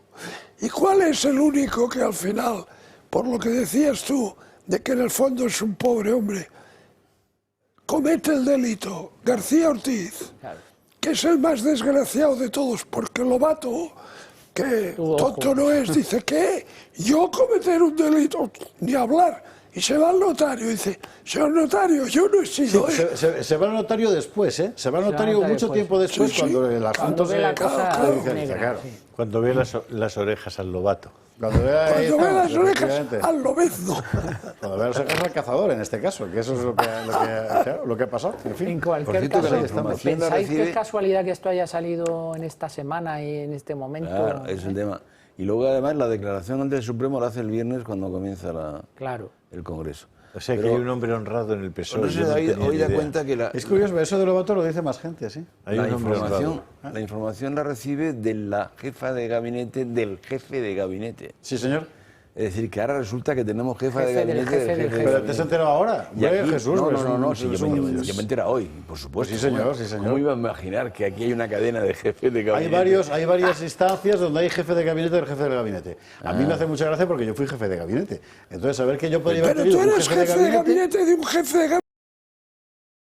secretario de Estado. Yo podía haber tenido un jefe de gabinete que sería el jefe de gabinete del jefe de gabinete, quién sabe si del jefe de gabinete. O sea, que, en fin, bueno, será por... La cosa es que esta señora, perdón, que es la jefa de gabinete del jefe de gabinete, que era López, era a la que se proponía como número 1 del PSOE por Madrid. Claro, en lugar de Lobato. Justo después, empieza la campaña, justo después de que Lobato diga, yo esto no lo filtro. Y ahora Lobato ha caído en desgracia. Bueno, fíjate por dónde. Hay otra Claro, derivada que es la que filtra, una de las periodistas que filtra las noticias, la que ha sido propuesta ahora para Televisión Española, ¿o no? ¿Estoy yo equivocado? El plural. Sí. Claro, Angélica. Angélica. Sí, señor, Sí, claro. Aquí los extremeños se tocan, que decía el clásico. En fin. Es decir, que la jefa de gabinete a su propuesta No, esta es otra. La periodista a la que le filtran la... Es la que ha pasado del Consejo de RTV, claro. Va al Consejo de Administración de Radio Televisión Española. Está bien, aprobado el día después de la DANA. 105.000 al año. Bueno, es para un pasar, tú. Es lo que le dieron a Ábalos en efectivo. Básicamente aquí ha dado un consejito entre extrema izquierda y Frente Popular, una cosa así, que tiene a la gente de RTV, a los profesionales bastante enfadados, pero da igual, porque no se va a ir ninguno. Y eso es, menos mal que no lo ve nadie, ¿sabe usted? Que vamos a ser serios. O sea, ¿quién ve RTV? ¿Quién cree a RTV? Esa es la cuestión, efectivamente, ¿quién la cree?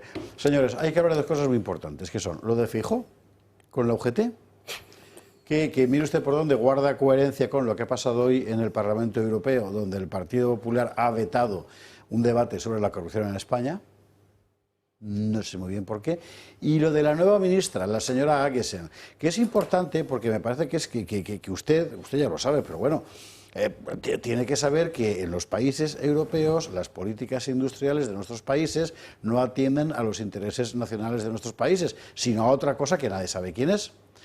Y esta muchacha, o esta señora, como sus homólogos de otros países europeos, son todos del mismo perfil. Bueno, así que pausa para la publicidad, ya la última de la noche, se lo aseguro, y a la vuelta vemos todas estas cosas.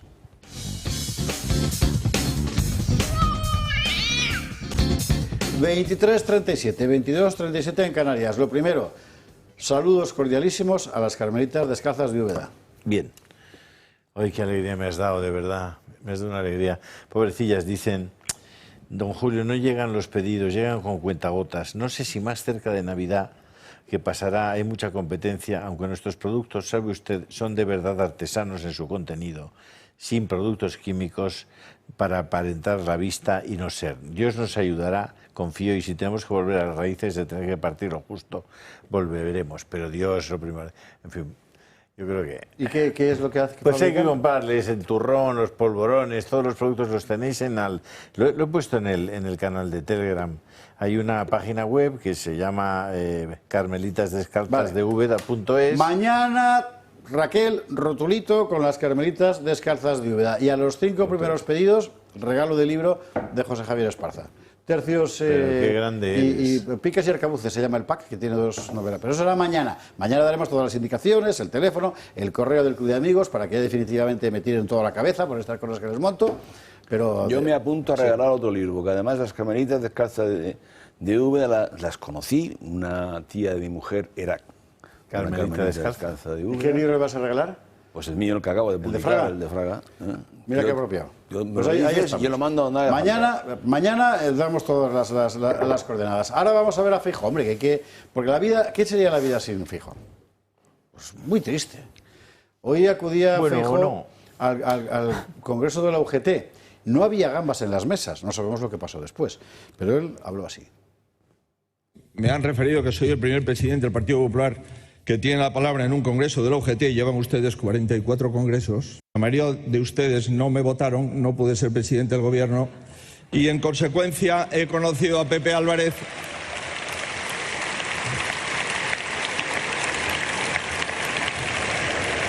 He conocido a Pepe Álvarez, no he podido firmar con él nada, pero sí hemos tenido charlas muy interesantes, muy edificantes, al menos para mí. Qué bien. Dijo 2 cosas Feijóo que son imperdonables, absolutamente imperdonables. Una, que en sus 8 millones de votantes hay muchos trabajadores. Vamos a ver, o sea, ¿desde cuándo la UGT son trabajadores? Joder, son liderados sindicales. O sea, los trabajadores que votan al PP no se sienten representados por el UGT como la inmensa mayoría. 2, el papel de los agentes sociales. O sea, Feijóo ha ido allí a legitimar en nombre de la derecha social española a los sindicatos dinásticos.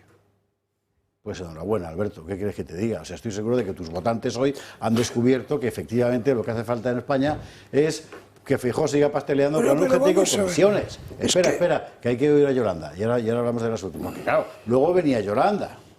Y Yolanda pues no estuvo tan cordial. Pues, se le habría roto una ternilla o algo. Mire. ¿Os imagináis la política laboral de un gobierno del Partido Popular y Vox? Y yo me pregunto, querido Alberto Núñez Feijóo, ¿sois el partido de los trabajadores y las trabajadoras? ¿Vais a hacer lo mismo en la reducción de la jornada laboral que con la reforma laboral? Este gobierno sí es el gobierno de los trabajadores y las trabajadoras. No somos neutrales. Gobernamos para la mayoría social, pero no somos neutrales. O sea, que vas allí a hacerte el simpático y te dan más tortas que a los gustos de los payasos. Pues eso. En fin. Ahora dejo. No, que, a ver... Desfógate. A mí, pues Feijóo, no sé, me inspira una cierta, ¿cómo diría yo? No quiero decir piedad, pero es que de verdad que me da un poco de pena, ¿no? ¿Te acuerdas aquellos versos del Pillayo? A mí me da pena y me causa un respeto imponente. Sí. Y este pescadito no es nada, todo aquello. A mí me cae bien, yo creo que es una buena persona, a mí me lo ha demostrado. Pero vamos a ver, ¿qué necesidad tiene de ir a la boca del lobo a que le pongan colorado y a recibir ofensas de una indocumentada como Yolanda Díaz, ¿no? Y después hay una cosa que a mí siempre me ha llamado la atención, que es el concepto de trabajador. O sea, ¿qué se entiende por un trabajador?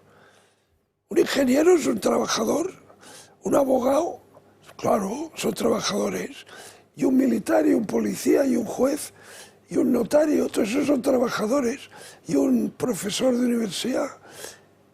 O sea, un trabajador que es un señor con un mono.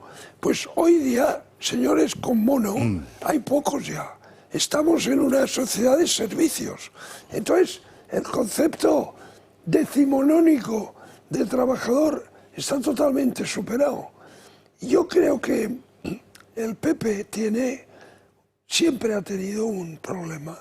Y los que hemos estado allí muchos años lo sabemos. Y algunos pues nos hemos tenido que ir porque ya no lo podíamos aguantar. Y es este complejo, esta debilidad frente a la izquierda. Es decir, siempre parece que hay que hacerse perdonar por defender el Estado de Derecho, el imperio de la ley, la libertad de empresa, el esfuerzo, el mérito, el trabajo. O sea, hay que pedir perdón. No. Hay que defenderlo con energía, con determinación, con coraje. Y en cambio siempre caen en la tentación de intentar hacerse perdonar por aquellos que no solo no les perdonarán, entre otras cosas porque no hay nada que perdonar, sino que van a procurar siempre humillarles y descalificarles, incluso con campañas difamatorias y mentirosas, ¿no? Entonces, yo creo que el PP algún día tendrá que liberarse de ese masoquismo frente a la izquierda. Entonces será Vox, querido Alejo. Bueno, es que ahora has dicho una cosa que francamente me lo pones muy fácil. ¿Por qué nace Vox? Claro. Pues Vox nace porque el PP deja un hueco de toda la gente que quiere que el Partido Liberal Conservador Español lo sea en serio, sin miedos, sin vacilaciones y sin que le tiemblen las rodillas. Y como eso no es así, y Rajoy en un momento de gran inspiración dijo: los liberales y los conservadores que se vayan. Pues sí, se fueron y nació Vox, claro. Yo, sinceramente creo que no. Y nació Vox. Tenemos un gravísimo problema de justicia distributiva. Es decir, el tema de la UGT y el tema de comisiones obreras clama al cielo desde muchos puntos de vista. Es evidente que en ese congreso siempre van a invitar al líder del Partido Popular, porque el líder del Partido Popular les garantiza que van a seguir cobrando subvenciones. Lo que no van a hacer en el Congreso de UGT o de Comisiones Obreras es invitar al líder de Vox, porque el líder de Vox ya ha dicho que si Vox está en el gobierno, quitará las subvenciones a los sindicatos y a los partidos políticos. Por tanto, nunca les van a invitar. Pero fijaros que son jugadores de ventaja. Esta mañana, en la tertulia de Luis del Pino, venía una persona representante de CESIF a hablar de Muface. El tema de Muface está siendo en este momento una piedra de toque de la lucha sindical. De hecho, UGT ha convocado ya varias reuniones y va a convocar manifestaciones por el tema de Muface, que consiste en algo tan sencillo como que los funcionarios españoles, una parte de los funcionarios, las Fuerzas Armadas y también la justicia, Mujeju, el 1 de enero puedan elegir entre ser atendidos por la Seguridad Social o ser atendidos por la sanidad privada. ¿Vale?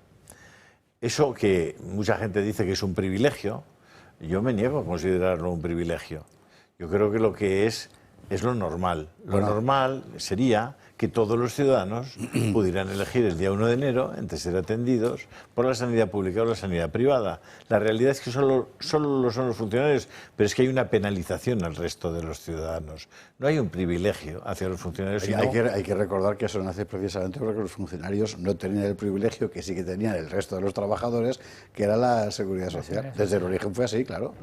Que yo soy hijo de funcionaria. Eso es exactamente así. Y es verdad también que Muface tiene alguna pequeña penalización respecto a la cobertura de la Seguridad Social, sobre todo en el tema de los medicamentos. Pero bueno, explicarle a la gente que eso de Muface no es que no sea un privilegio, es que el coste para el Estado, si eres atendido por la sanidad privada, son 1.000 euros al año. Pero si eres atendido por la Seguridad Social son 1.600. Estamos hablando de un 60% más de coste si eres atendido por la Seguridad Social. Y además, el 80% de los funcionarios que pueden elegir, eligen ser atendidos por la sanidad privada. Entonces, con todo eso, cogen esa pelota y ¿y qué dicen? Sanidad pública, sanidad pública.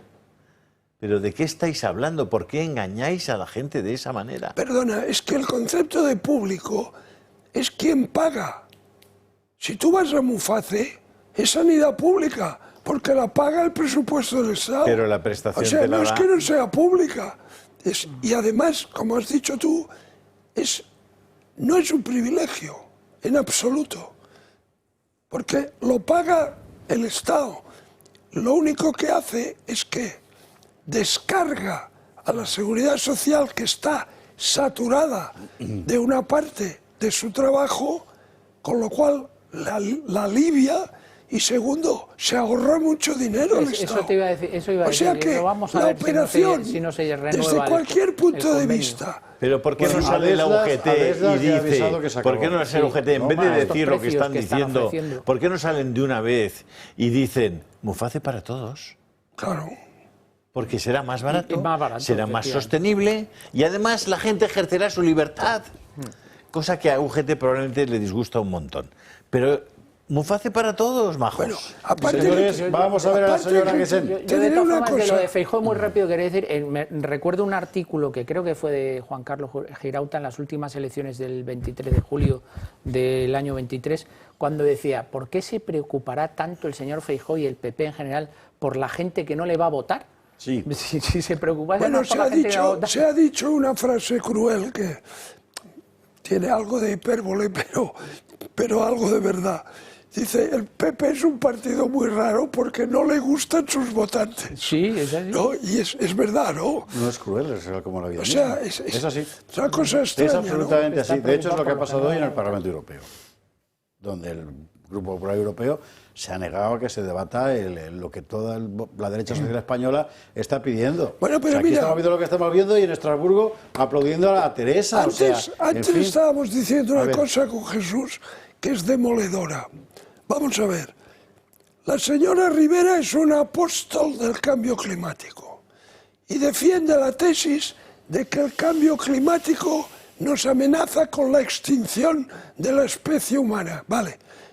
En sus 6 años de ministra del ramo, ¿por qué no arreglaste los barrancos de Valencia, hija? Si de verdad creías eso. Si de verdad creías eso. A lo mejor la respuesta la tiene doña Sara Guessén, que es la... Bueno, ya le digo yo que no. Ni ella, y esto es muy interesante, ni ninguno de los ministros homólogos del resto de la Unión Europea. No sé de dónde los sacan, de una factoría Gataca o Elysium o una cosa parecida. Pero es evidente que no están aquí para trabajar por los españoles, ni por los franceses, ni por los alemanes, ni por los ingleses. Sana Angelova. Teresa Rivera sale del gobierno, pero Pedro Sánchez cubre la vicepresidencia con un perfil muy parecido al de la hasta ahora ministra. Y es que Sara Agesen llega para continuar con el legado del alarmismo climático con toda una vida dedicada al ámbito medioambiental. Una clara apuesta de España por este vector energético, por el hidrógeno renovable. Sara Agesen es el prototipo de militante fiel del lobby climático y podrá seguir demostrándolo desde el ministerio. Ya fue la mano derecha de Rivera siendo su secretaria de Estado de Energía tras una larga trayectoria como ingeniera química en todos los ámbitos, reuniones y convenciones que se pueda usted imaginar. Desde ese puesto ha sido representante de España en la Cumbre del Clima de la ONU hace 5 años y ha ayudado a perfilar la estrategia de la Agenda 2050 en este campo. 7 de cada 10 españoles dicen que hay que abordar esta crisis acelerando la transición y que el 88% de los españoles dicen alto y claro que hay que tomar medidas para frenar el cambio climático. Agesen está especialmente orgullosa de que España haya sido uno de los primeros países en declarar la emergencia climática y elaborar una ley que ponga el foco sobre ello. Desde que llegamos fuimos conscientes que era muy importante construir esta transición ecológica basándose en pilares muy sólidos, cimientos sólidos. Es una fiel defensora del Pacto Verde Europeo, de las energías renovables y de todo lo que tenga que ver con hipotecar a las futuras generaciones para cumplir los mandamientos de la religión climática. Agesen es una ministra más colocada para aplicar las políticas globalistas que llevan años copando carteras en Occidente. Por ejemplo, con Ed Miliband, secretario de Estado de Seguridad Energética bajo el mandato de Gordon Brown. Durante su paso se aprobó la Ley de Cambio Climático de 2008 para reducir la emisión de gases de efecto invernadero más de un 80% para el año 2050. Encontramos el mismo perfil exactamente en Alemania, con Robert Habeck, ministro de Economía y Protección del Clima. Una de las dos carteras económicas junto al alarmismo climático, toda una declaración de intenciones.